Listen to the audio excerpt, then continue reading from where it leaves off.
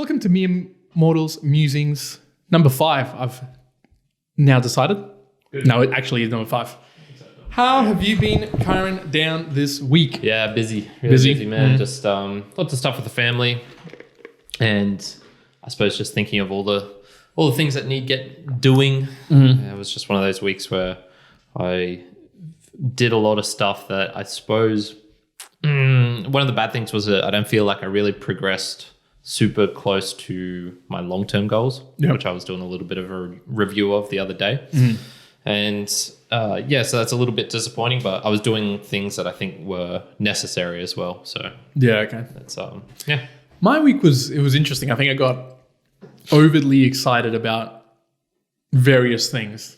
Some of them were, you tend to do that. So some were aligned to my goals, some weren't. Some just came new and I was like, oh, exciting, interesting. But it was good. It was I term it as a passion week so far. So it's been some good stuff. So for example, you tend to just do shit for like fun or impulsive things. Yeah. So like I heard you like got a basket. You're like, I got a basketball. This interesting news. I got a basketball. I'm like, okay. And then we have a basketball court right outside here. So you went over there the other day, and I was like, okay. Why are you doing this? What's the point? What's the point? And the point is you just did it because you wanted to, which is good. But yeah, I was like, is that really getting you towards your long-term goals? I don't think so. Well, I was listening to podcasts as I was doing it. So that was interesting. I'll kick us off. I've got a couple of things that I want to talk about that I've learned over the week that it was. Nice. First of all, let's focus on interviews. I saw as well that we had Caitlin on there as well. Send us some love heart eyeballs. Oh, just So cheers, Caitlin. We had a couple of people. We had a couple of people who obviously we've been interviewing. I can name them off: Caitlin, Haley, Tyson, Kate Crook. Not Tyson. What a Ty? Come on, man. Tyrone. Sorry, Tyrone and Maddie. Yep. All fantastic. The week was hectic. It was a hectic week. Good. So I think it was good, but I think I learned you probably shouldn't be doing 4 interviews a week. I personally did 4 interviews. That's a bit of an overload. Unless that's your day job. Yeah, that's your day job. That's a heavy workload. So it was good fun though. But one of the things I wanted to talk about was I came across this guy a little bit earlier on with Tim Ferriss, and he's talked to him now twice. Not that I found too much other things on him, but his name is Carl Fussman. Have you heard about him? He's a writer for Esquire magazine, so he's a journalist/writer. Yeah, okay. But he is like the most fantastic storyteller I have ever heard of. Yeah. And it kind of got me thinking about... in the sense of written or voice? In the voice and written as well. So the way that he tells stories but also writes them, awesome. If you want to go and check out how to tell a story or write about something or extract the right information, that dude, Carl Fussman, I think episode like 182 with Tim Ferriss, unbelievable, just amazing. Yeah, okay. I'll add Chuck, do you know Chuck Palahniuk? I'm not sure how you pronounce his last name. Writer of Fight Club. Yeah, okay. He was on a Joe Rogan episode as well, and he is really good at storytelling as well. Okay. So if that other dude doesn't suit your taste, Chuck. Okay. Chuck. Yeah. So one of the things, here's my little takeaway, because I know we're going to be doing some more interviews. I've got one later tonight. You've got one tomorrow. Yeah. He sort of took away, he had this whole thing where, sometimes he got thrown into like interviews and he didn't even know who the person was at all. The biggest thing he sort of came back to was when you're interviewing someone, the biggest thing is you could just like really pretend that you are the listener who doesn't even know who this person is, because sometimes you don't. And he would go, even if he did know them, he would go a lot of the times with a mindset of like, I've just sat down next to this person like I'm on a bus. And I'm asking you like, who are you? Tell me about yourself. What's going on? Tell me about your life. And then kind of get into that interesting. He took it obviously to like the very well articulated extreme. But to me, I was like, it's such a core concept of like finding a balance between researching too much and making it like really Are you talking about Tim Ferriss now or the other dude? Carl Fussman. Yeah. So he had a balance where he researched a lot.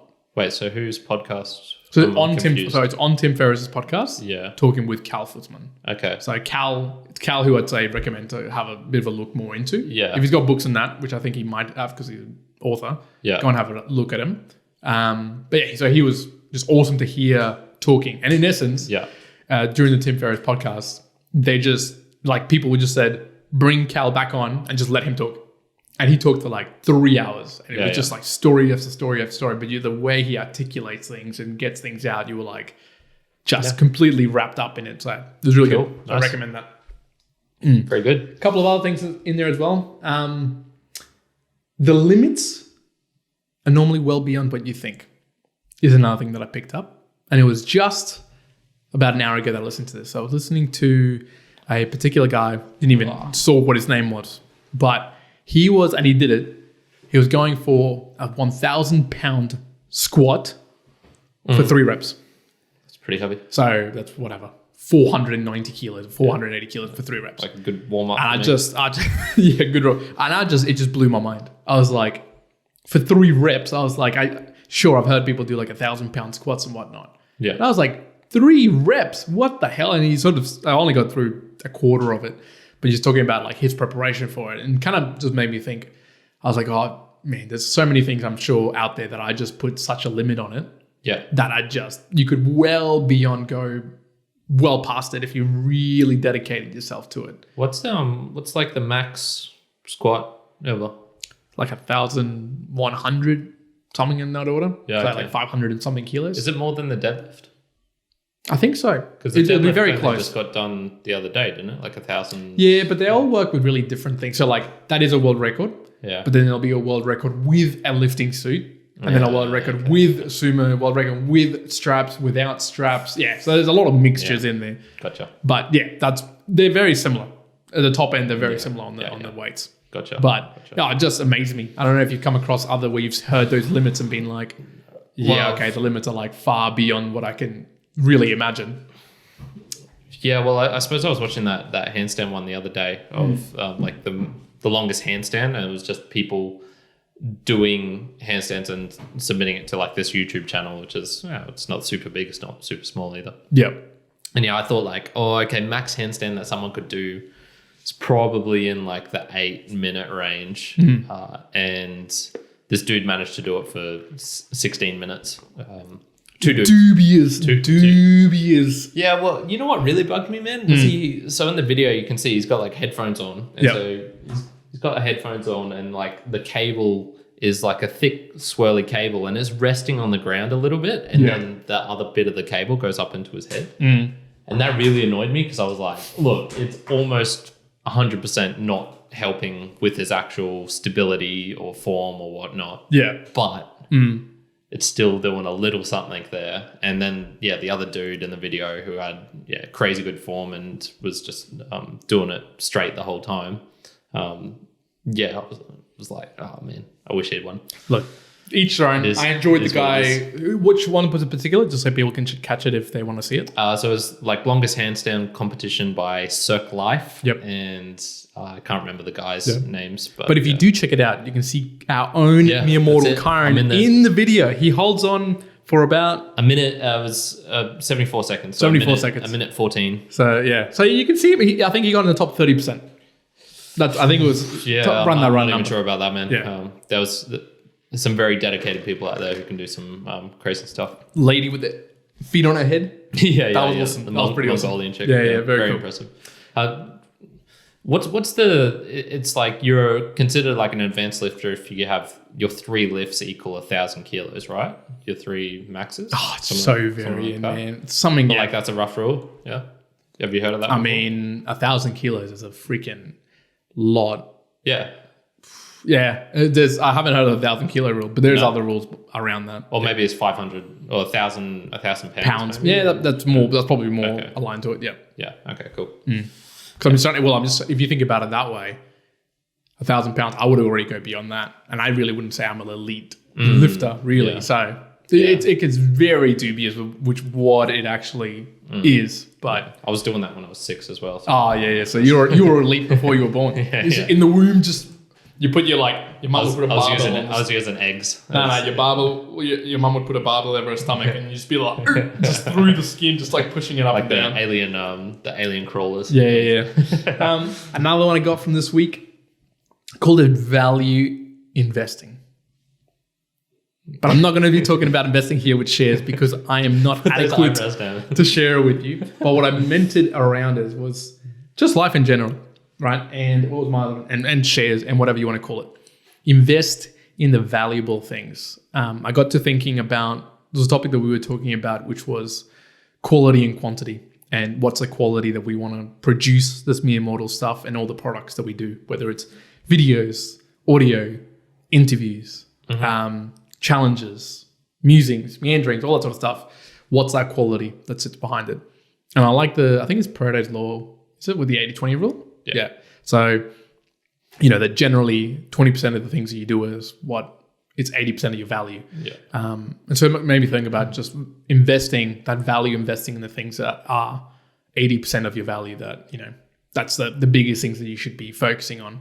I tweaked a couple of things, which was around, so financially, there was a couple of things that I changed my mindset around that have helped out. But with the mere mortal stuff, and it's not that we haven't even talked about this yet, but I started thinking about, okay, well, what's the minimum quality for our podcasts and our audios, and something that we're already doing, but really identifying it and thinking about it for more than 2 minutes and being like, oh, actually, the audio quality and this plus this is actually the 20% that's worth 80%. The rest, as long as it's like palatable and it works, who cares? Like, I'm talking about like our introductions and endings.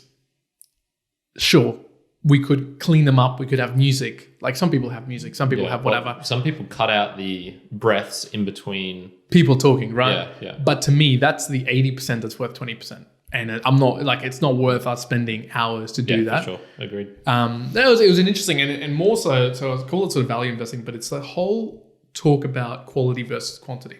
And it'd be cool to talk about it now because it's something that we were going to talk about anyway. And I did a bit of research into it to be like, okay, trying to get an idea of what are people talking about it, because you can have the extreme of the Gary V's that are like quantity, like just do it on your phone. Not even then he emphasizes, I'd say. Sure, but one of his things in 2016, 2017 that he did, right, was a whole thing called more, and it was just like produce more.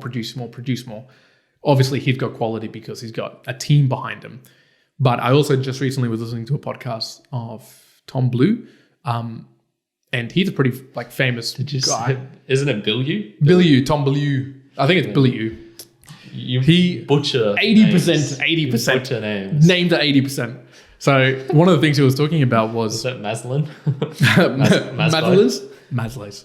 One of the things he was talking about was really interesting with the owner of who started Kickstarter. But his audio was really crackly. Like you can tell he was using like AirPods and was kind of like talking wherever or outside. And that was annoying me. Starting to annoy me. And I'm like, okay. Yeah. So, and I already sort of noted down because it's something that we do, making sure our audio is quite crisp and clear. And I think that sort of stuff, it's like, okay, that's the 20% that actually really matters, because someone who can't hear it or listen to it or it's annoying, they're just going to stop listening right there. It doesn't even matter what your topic is. Yeah, there's some things where you just check out immediately. Yeah. What are some things to you that you say, like, from what we're doing or that you listen to, like it's the 20% that matters 80% of the time? Yeah.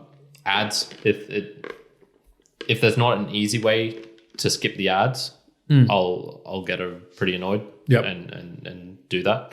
Especially, I suppose, if they're doing ads in the video, which some people do. So it's like, if I was just to start promoting Rubik's Cubes for the next 2 minutes as part of the actual video, rather than whatever their YouTube thing or wherever else you listen to podcasts on. Yep.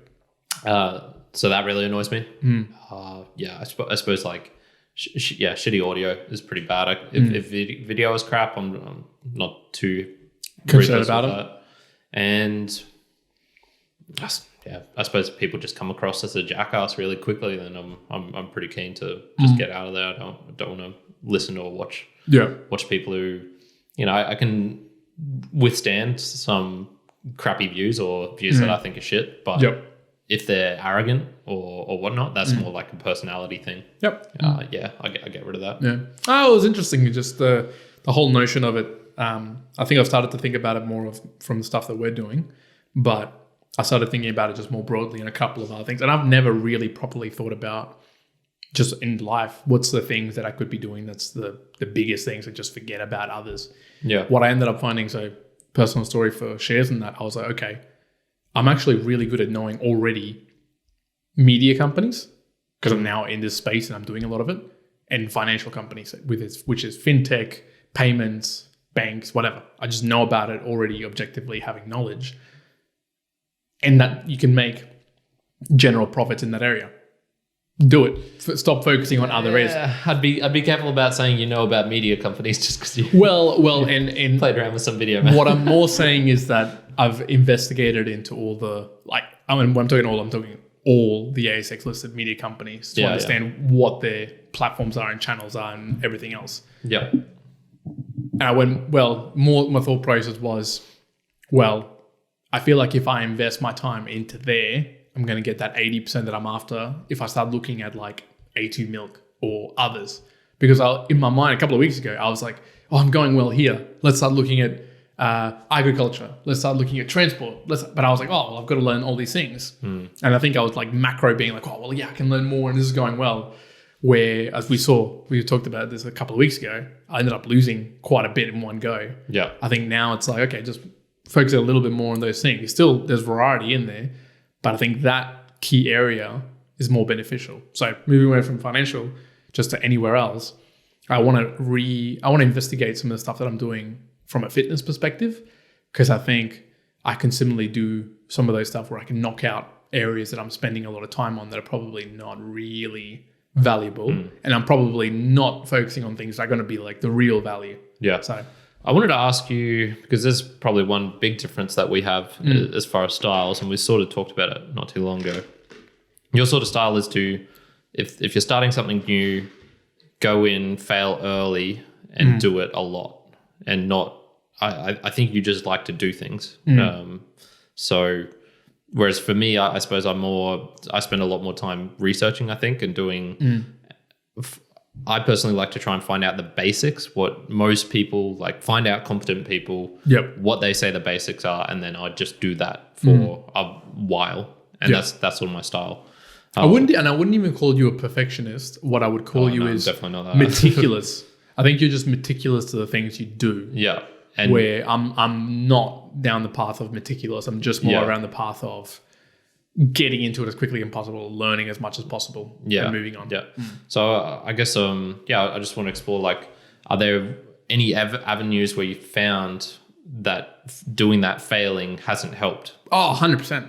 Yeah, so many times. So what would that be? So you can push yourself well too far into that mindset that it can go negative. So a direct experience would be when I used to work in a sort of a big company, global company, and I would be reporting to managers and so on. There was a time when my mindset was they gave me something and I was going to turn this, whatever it was, around super quickly so that I could get their feedback on it, and then I'd revamp it again. And so my thought process was which is, it's understandable. They give me something, I'm going to give them back in 2 hours. They're going to tell me there's feedback, this stuff missing. I'll again get it in 1 hour. Then we'll do 5 or 6 revisions and we'll have a really good product by the end of it, right? Yeah. You get revisions, you're going to arrive to a good point, as opposed to tell you to do it, you come back 8 hours later and you give it something and it's completely wrong, right? Yeah. So that was my mindset. But I was pushing it so far down the path of just get it in, get it out, get it in, get it out, that one of the feedback points was you're at a level that when you give back to me a product or whatever you're creating, a PowerPoint, calculations, whatever, it needs to be good enough that the managers and senior managers can take it and just give it directly to the client or to their managing directors or whatever. So that's an example where you actually need to be a bit more meticulous. Yeah. So I was like, okay. Since then, I had to pull myself back. I'm still down that level, if you look at it as a scale, I'm still at that little bit faster. Yeah. But that's where I could see a negative. Another example is I know an individual who I used to work with, and I know there's some issues occurring at the moment with them. And they're in the same path. It's super fast, but because they're not meticulous and grasping everything around it, they're failing, but there's no real room to be failing that badly. Yeah. So gotcha. If you have space to fail, broadly, sure, do it. Yeah. But with mere mortals, I feel like at the moment, we can fail broadly at whatever we need to. It doesn't even matter. It doesn't matter if we completely destroy this video clip and it doesn't get published. Like it doesn't actually matter in the scheme of things. If we had shareholders that we, this is going to be $1,000 because we did an ad for something and we're needing to get revenue. Okay, I might think about bringing it in a little. Probably not as much as you would. Yeah. But that's where I could see other issues being caused from it. Yeah. Well, I definitely have plenty of stories from the other end where I've just waited too long to do something, and then like you realize, oh god, this could have saved me hours worth of effort if I'd done this previously. I'll give this, and this is not feedback on learnings that's going to help either of us, because I think we're already past this piece or we'll never do it again. But if someone's listening, when you're starting at a company, and in a well-established company, you're actually going to find that being more in the end of like failing fast, doing it quickly, reiterating really quickly, you'll actually benefit more. Like you will get ahead quicker. So personal experience, I got ahead in my job really quickly because of it, because I became known as someone who can deliver quickly work to quite a high enough quality. Because when you're at the lower levels, you're not expected to be providing like a 90%, 95% quality product. You just have to be like 60%. It gets checked off by someone. They'll review it, check, because they'll always do that to someone who's junior, and then they'll go through. So the faster you can get it, fantastic. But then you have to then wind that back when you get to a point, especially just before that manager level or more senior levels. You have to go more meticulous because you're both looking after other individuals, which you now have to check work and whatnot. And then you are accountable for what you put forth. So whether it's a client, whether it's to your senior management, to whatever, what you're putting forward isn't, oh, here you go and we'll get it back and review it. No, it's here you go and this is completely correct or 100% as to what we expected, whatever. Yeah. There is no room to iterate. There is it's too risky. I'll give you an example without naming as well. Submitting some timesheets and money and financial contracts on a month-to-month basis. I used to work on a particular client where if you got it wrong 3 times, like 3 months, you got it wrong, because it was a monthly invoice, you would lose the entire contract. And the contract was a multi-million-dollar contract, right? Yeah. So if you were off by whatever the criteria was, like 2% or something, you would lose the contract. That's a point where you cannot be submitting an invoice to the client and then being like, oh, oops, we did actually a couple of extra hours here. Now we'll have to reiterate it or whatever to fail it.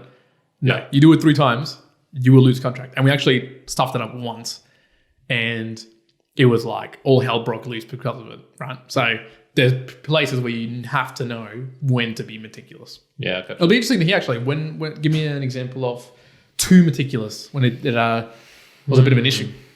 Yeah, I'm trying to think of something off the top of my head. I just know there have been times where I've, I'd do something and I'd keep doing it. So say like I was learning a Rubik's Cube, just because I got this in front of me. I'd figure out like, okay, this is one way you can do it. And I'd get really good, for example, at doing the algorithms. So there's a couple of algorithms here where you say get the base and then you got to just put different colors in different places. And so what I would do is I'd just get really good at doing that as quick as I could. And so I'd maybe spend like 2 months or whatever just getting faster at that. And so I'd maybe shave off 10 seconds by doing that. Whereas if I was really wanting to put that much effort in and energy and whatnot, it'd probably be better to learn, you can combine these 2 different steps. It's a longer algorithm and it'll take longer to learn, but you'll end up saving 40 seconds off. Yeah. Well, it's interesting how you learn it, because I'll take it. So if someone, to give people an idea, the way that I learned to do the Rubik's Cube, you can go online to the PDF file of like how to do the Rubik's Cube. There's places, yeah. And what I essentially did was I looked at the PDF and I did it once, completely through, finished it. And I was like, okay. Then I undid it. Then I would go again and just try to like not look at it for a little bit. And then I was like, I need to check. And I just did that like nonstop until I've solved the Rubik's Cube without looking. And then I was like, okay, good, I got it. And that was it. That was the whole thing. So now like I remember all of it to do it, but That was for me. I was just like, I'm just going to keep failing. And when I fail, I'll check. Okay, that's what it was. Okay, do it again. Blah, blah, blah. Okay, do it again. Blah, blah, blah.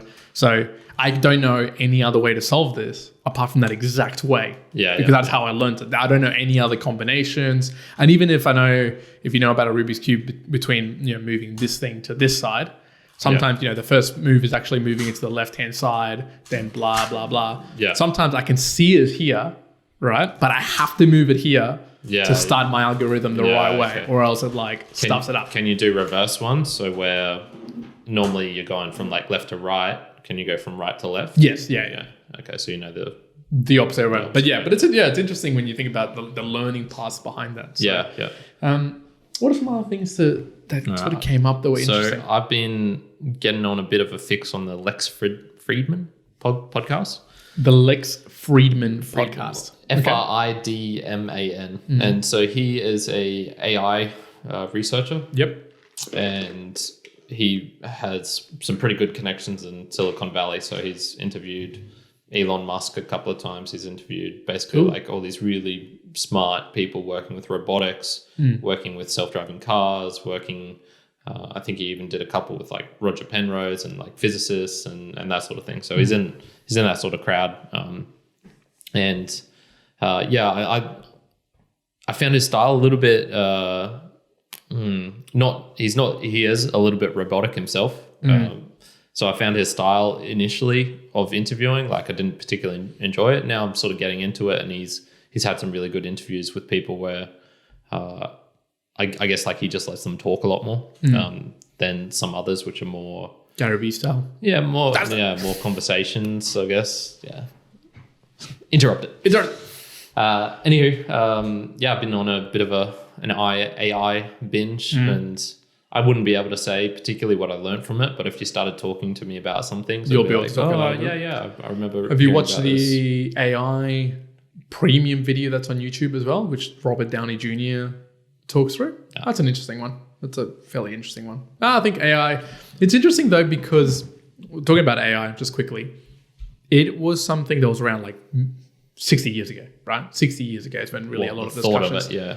And I even remember the first time I was really getting into it, I worked with the Australasia AI lead, right? With a big company about it. And we were having discussions with a lot of big clients in that, but it wasn't in the market then for big companies. You can see it in startups and that. Now it's a little bit integrated with what, the first couple of steps of artificial intelligence is called robotic process automation. Mm-hmm. That's still under the banner of AI, which is alongside your chatbots. But all it is it's automating processes, and sometimes processes that can now take on things like natural language processing and the like. And then you have your visual sort of processing, which is still sitting within the AI banner. But even to the latest time that I was working on it, and more working on the sales side, there's a lot of things still that remain quite unclear as to how to go about and take it. It's more accessible for people, but I think it's just still a long way off to go, take it a hold by companies who do much broader things. And there's still a little bit of tentativeness for companies to do that. RPA, which is what it's called, and a couple of the chatbots, that exists now everywhere. Right? Yeah, that's everywhere. That's fine. Shit. Oh yeah, they're pretty crap. I built I know how to build a really good chatbot right now. Bullshit. Easy. But the problem with it is that, it's accessible, but it's accessible to a point. So I could build a chatbot right now in 3 hours that you don't have to give me anything. I can connect it to your website. I could put it on Mere Model's website right now, and you could ask it questions and it can reply and save links and all that stuff. What do you mean by build it? As in... So Google's got what used to be called Google's Dialogflow, now called Google API. You can go in there and use what's called intents and intonations. So you can say, you can make it learn small talk, but you can also make it learn if I say to you, how can I talk to Mere Models? It uses inbuilt machine processing to learn that sentence can be said in a myriad of ways. Yeah. And then it'll answer in this particular ways and give you links and whatnot. Yeah. And the more this is how it learns, the more it fails, you as a human can tell it, oh, no, that was incorrect, or that's correct. And it builds up its algorithms. Yeah. Super easy to build. Anyone out there who's listening, if you want me to build that, I will build it for you. It is easy. I built it for a a big ANZ company. Don't put it on ours. But I haven't found a single one which I've said, you know what, this was a good AI. No, but that's the thing. The problem with it is that it still needs humans to be able to teach it. Yeah, and that's the I don't want to be the guinea pig. I just want the good stuff. You want the good stuff, yeah. Be the guinea there's pig. some really good stuff out there, but it's still very unique. And some of them can start learning on their own. But what I'm saying is it's still very far from, an individual who's like, you can have full conversations so it can learn for you. That's still outside of the realm of what I can see. Yeah, but I've got a great example of AI though. That was back in 2015, right? I worked in taxation revenue agencies, H&R Block in the USA. What they did was, I don't know if I've told you the story, they used IBM's Watson, right? One of the, obviously still is like a really powerful machine learning in the AI frame. What they got is they got the entire taxation system of the US. They dumped it into IBM Watson and they were just like, learn it, whatever. And legally in the USA, you can't use an artificial intelligence, a bot to help you do your taxes. Can't do it. You need a human. But what they do is you go to H&R Block, you talk with an individual, so who's an accountant or whatever, and then they have a thing that's listening with IBM Watson built in. And you'll ask questions like, okay, how much is the income? Blah, blah, blah. This, that's it, that's right. It builds a repository. And then after, 10 minutes of asking, this will run through the entire algorithm of the taxation system, figure out what you can claim, can't claim, blah, blah, blah, blah, and figure out the exact method that you can get the most money back on your taxation system. Yeah. And then the accountant will go, okay, yes, yep, I can confirm you can do this. Cool, here you go. So that's been around for a long time. Sure, it's awesome, but it's a very unique thing. You can't then go and say like, okay, well, now I'm living in Jamaica and I want to have a offshore account. How do I do it? It's like, that's it. It doesn't know how to do that. Yeah. Can't even learn it. Yeah. So that's the missing link, I think. Once that's doing that properly and it's scalable, as in if I can tell you that I can build you one like that, when I'm not that technical, that's when I think it'll take off. That's when it'll be like accessibility and the fact that it's good technology, people will just build out there like they're just building whatever, a web app. So Yeah. Very cool. Very cool. All right. Well, I don't have anything else. Anything else from you? No. That's it for That was a cool today. musings. I am out. One out. Good. Kyrin out.